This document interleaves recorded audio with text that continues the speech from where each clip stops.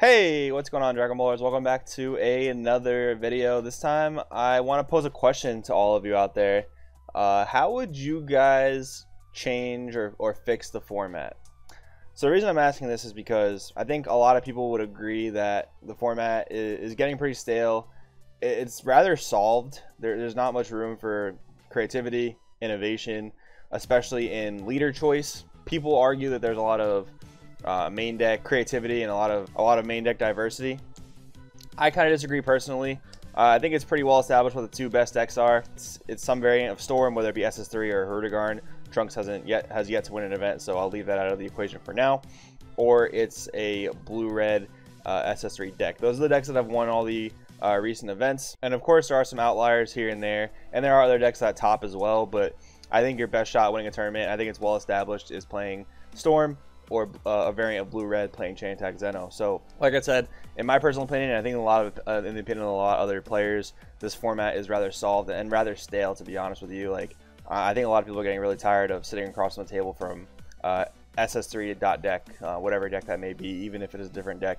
Playing against the leader becomes boring after a while because, in my opinion, it becomes SS3 the game, not Dragon Ball Super card game. You know what I mean? So, I've been thinking about this topic a lot, and this is gonna be a video where I want you guys to respond with what you guys would personally do to change the format. You know, there's been a lot of things thrown out there. There's been ban SS3. I personally don't think you could ban SS3 alone, because then I do think Storm kind of just takes over. There would be some decks that I think could counter Storm, but I want to get out of this format where it's either play Storm aggro or play counter Storm aggro. So I kind of want to get out of that type of format personally. So I have some ideas on how to do this. But at first I want to address a lot of these cards that a lot of people talk about when they talk about this format, and rightfully so. A lot of these cards are really, really good. We have the SS3 leader. He's defining the format right now.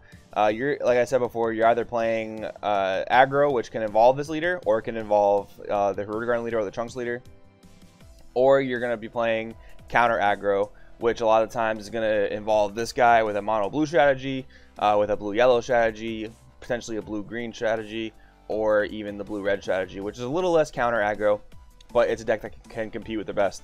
And the sole reason the decks can compete are mostly because of this leader. Because of the energy ramp, you can get to your plays faster. Because of the untapped 3, you're able to just play things for free, which makes the leader incredibly good. I personally don't think it's very good for the game itself. But so there's this leader. A lot of people want it to go. I am one of those people. I want this leader to be banned immediately, like right now. Please, Bandai, ban it. But for some reason, they decided to take this leader off the watch list. So we can't really rely on that for right now, but we can theorycraft, we can hope, and we can voice our opinions on what we want to happen to this game. So now we'll go on to these main deck cards that are really being talked about. So we have a lot of people talking about the Legendary Flute. Obviously, Legendary Flute is an incredibly good card. Do I think it's the most broken card in this deck? Really, I don't know. It definitely is one of the craziest cards. I think blue-red aggro takes a bigger hit from Flute going to 1, because in blue-red aggro, with your Kablas and your Intensifying Power Trunkses, I think it's a lot more important to be able to recycle those attackers, because you don't have things like swapping into Gotens to get more attacks. You really have to rely on those one-drop swingers to get more hits in, and if you can't reuse them, I think you take a bigger hit there. And I know for a fact, actually, that Flute to 1 does not influence SS3 or any variant of Storm all that much. I've been testing it a lot, and the deck is still insane. So the problem has not been addressed. What Bandai brought up in their notes for deciding to put Flute to 1, the kill turn is not really going to be changed all that much. It's just going to be a little bit less consistent turn 2, very, very strong turn 3 kills still with the Storm deck. So that is that card. I'm glad it's going to 1. I think that in conjunction with some other things could actually really help out the format. Then we have some other main deck choices that people are talking about, one of which being Senzu Bean. A lot of people call Senzu Bean broken. I don't know if I necessarily think it's broken. I think it's a really, really good card. It's more energy to play with, which is really good. It helps aggro out a lot, but it also helps counter aggro. Like, this card is incredibly strong on defense because of the permanent 5k for the turn and the ability to retain energy. Now, I think with SS3 leader, it becomes insane, and I think with the way aggro's positioned right now, it becomes insane. But I'll get more on that a little bit later. What I could see happening in Senzu Bean, which would actually be cool in my opinion, because I'm all about flavor in this game. Like, I love when cards do, like, kind of just what they should do in terms of what the card is and the card art and what the card's called. Like Senzu Bean, if you can only play it on your opponent's turn, I think that would make a lot of sense. I think it would be really thematic to give your leader a Senzu Bean and give him a power up for the turn while he's taking an attack. I think that's really thematic and really cool. Do I want that to happen? I really don't want that to happen. I don't think it needs to happen at all. But it's something I can see happening, which would be very cool. Another card a lot of people talk about is Unyielding Spirit Trunks. Now this card is really, really good. It's always been a good card. It was really good in Vegeta when Vegeta was the best aggro deck, but it was never looked at as broken until Storm came about. And a lot of people talk about banning this card. I don't necessarily agree with that either. The thing with Unyielding Spirit Trunks is it's free energy untapping if your leader is blue. So it's almost like you're playing a different game when you're playing a blue leader, because you have so much access to energy manipulation, because you have essentially 8 copies of Senzu Bean instead of just 4 like any other deck. But Unyielding Spirit Trunks, the thing with this is, if this card didn't exist, I don't think aggro decks would even exist. If this card was not in the game, I don't think aggro decks would even exist, because for an aggro deck to be an aggro deck, it needs to put on a lot of pressure early. It needs to threaten killing you turn 2, turn 3.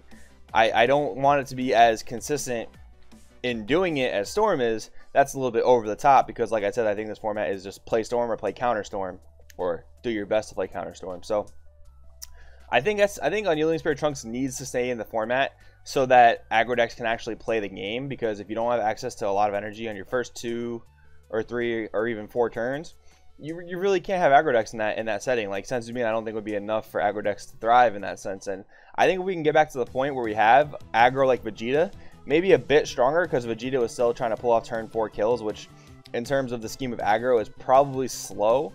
But like, so I think with Storm we have like turn 2, turn 3 kills being extra consistent, and I think in Vegeta we had turn 4, turn 5, and even turn 6 kills being more of the sweet spot. I think we can find a happy medium ground, like maybe turn 4 kills with the occasional turn 3 and still the potential to do things on turn 5. I think that would be a sweet spot for aggro, where it wouldn't be overly oppressive. And then if you open the nuts, like if you open all your beans and all your unyieldings, like sure, you deserve to win that game on turn 3, maybe even turn 2. But I really think that with Flute at 1, blue-red aggro is going to be a really, really fair representation of aggro. I actually posted a deck profile a couple weeks ago with U7 Gohan aggro, and I talk about it being a very fair aggro deck, which I really, really like. Like in that deck, you benefit off your leader swing, you get a lot of card draw, which is really beneficial to aggro. The one flute does hurt the deck, because it is, like I said, it's very important to reuse your attackers over and over and over again. But you have a lot of options there because of all the card draw, and your Kaba is trying to get the job done for you with double strike. And at the same time, you're giving your opponent a lot of cards in the process of trying to kill them. So I think it's a very, very fair aggro deck in that sense, where it has a lot of options, it has a lot of pressure it can put on, it has a lot of energy it can untap, but at the same time, it's not overwhelming. Like, there are ways to counter it, and there are ways to play around it, and it's not ultra mega consistent, which I think the Storm deck is way too consistent, because you have the free searches for Bardock, because Goten digs 3 in the deck, things of that nature. Then we'll move over to the Scrambling Assault Goten. This is another card people have mentioned they want to ban or put to 1. I don't necessarily agree with this either. Goten alone is a fine card. Like, it's a 10k attacker, it's a 2-drop, it's a Goku's Lineage that stops your swap ladder. So it's just a 10k attack. Look at the top 3 added card. It's a really good card, but I don't think it's broken on its own. And that's going to be kind of the theme of what I'm talking about in this video. The Storm deck is a cultivation of many good cards, many very good cards. I don't think one card is the factor that makes it broken. And that's what I think the biggest issue with Storm is. No one can kind of come to a consensus of what the biggest issue is in the deck.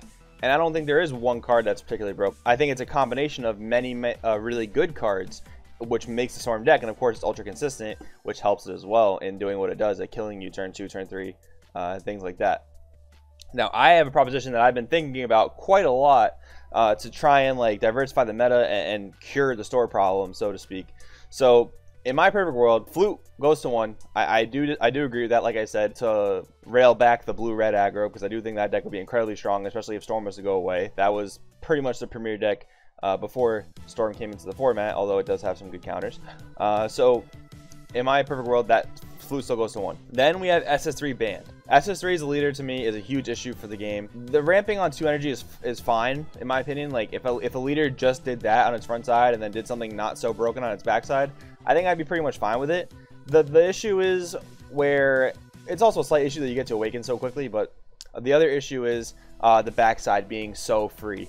Getting that 3 free energy at the end of the turn is just so free and so good. It really poses the question, why would I play any other leader except for this leader? It's really, really weird. Like there used to be the argument to play Frieza Army's leaders, but now there's an answer to Cold Bloodlust, which is their exclusive card, but there's no answer to your opponent untapping 3 free energy at the end of the turn. And me personally, I know a lot of people share this sentiment.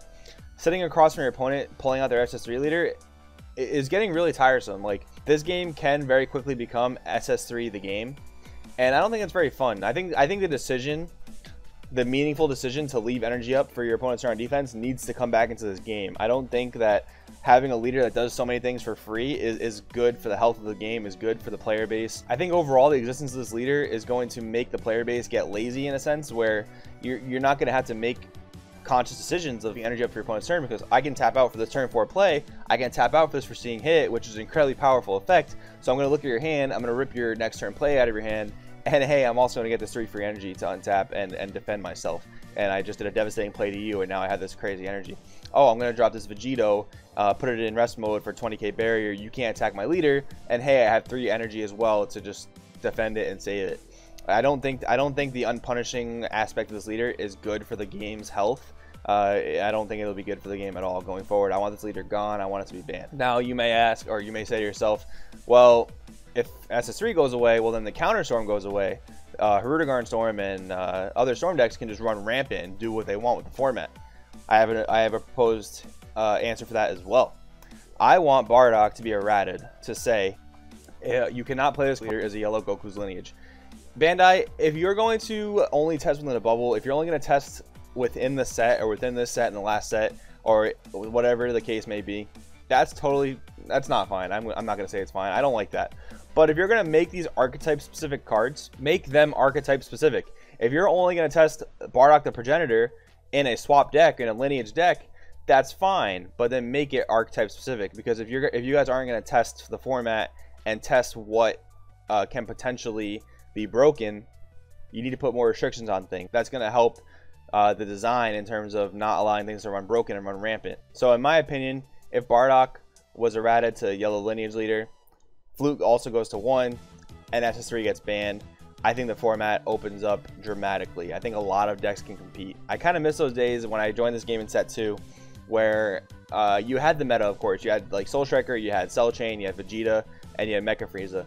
But you had so many rogue decks that could play the game. You had Cell Chain, you had like Goku Black winning estates, you had some really weird decks like Chilled, like Zamasu.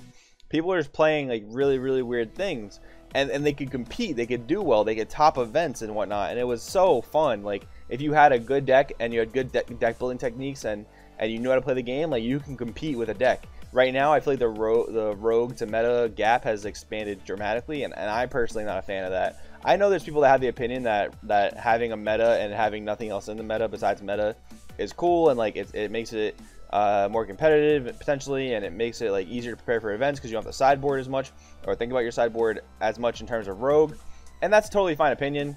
My opinion is just different.